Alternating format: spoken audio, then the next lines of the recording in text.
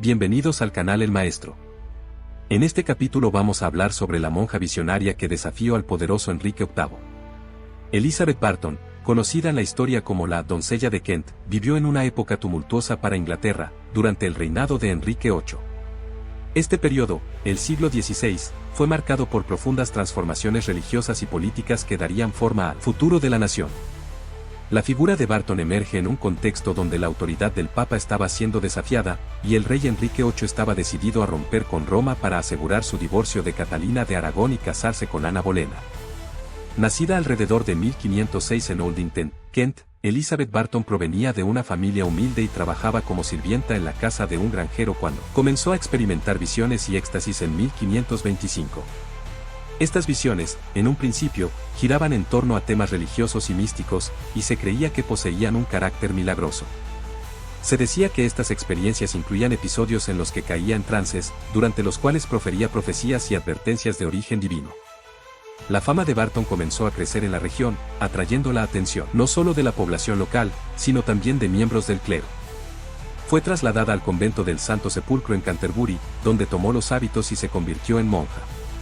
El convento, con una larga tradición de religiosidad, parecía el lugar adecuado para acoger a una mujer considerada santa por muchos. La fama de Elizabeth Barton no tardó en trascender los límites de Kent. Sus visiones pronto comenzaron a adquirir un carácter más político, especialmente cuando empezaron a tocar los delicados asuntos relacionados con el rey Enrique VIII y su deseo de anular su matrimonio con Catalina de Aragón.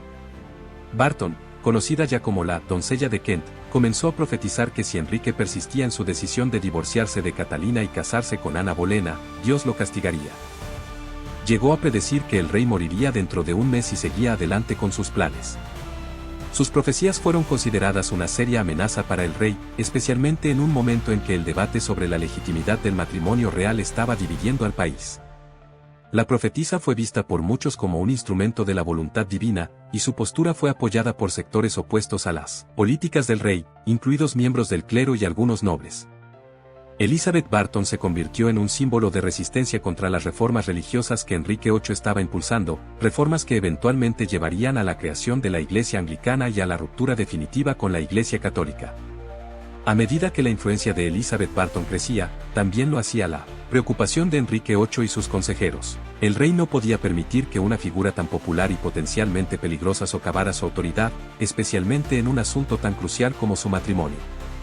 En 1533, Barton fue arrestada junto con varios de sus seguidores, quienes también habían estado implicados en sus actividades proféticas.